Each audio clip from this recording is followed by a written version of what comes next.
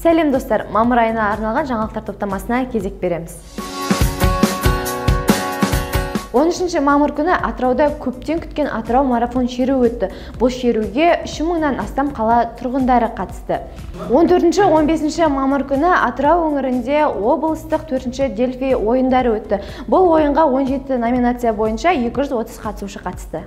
19-26 мамыр аралығында Атырау облысы бойынша жастар саясаты мәселелері басқармасының қолдауымен жастар таңдауы Атырау қоғамдық бірлестігінің ұйымдастыруымен Ресей Федерациясы жанындағы Железноводск қаласында жастар отанға жас көшбасшылар лагері өтті. 5 күн уақытты қамтыған бұл лагерге Атырау облысы бойынша 80-нен астам мекеме қызметкерлері мен Атыраудың белсенді де талантты жас шығармашыл жастары қатысты. Лагердің басты мақсаты елбасымыздың болашаққа бағдар рухани жаңғыру мақаласы аясындағы құндылықтарды насихаттау және өсіру. Сондай-ақ жастар арасында жаңа қазақстандық патриотизмді қалыптастыру, мемлекеттік жастар саясатының жетістіктерін дамыту, жас көшбасшылармен интерактивті әдістемелер бойынша жұмыс жасау.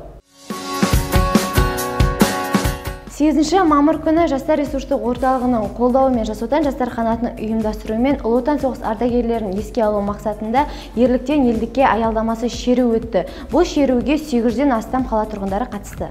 25 мамыр соңғы қоңырау Қазақстан бойынша арнайы салтанатты түрде аталып өткізілді. Жылдық есеп бойынша биыл мектеп бітірушілер саны 147 мыңнан асса, оның 7 мыңы алтын белгі иегерлері. Мамыр айының ең өзекті жаңалықтары міне осындай. Әрдайым Жас Атыраумен бірге болыңыздар.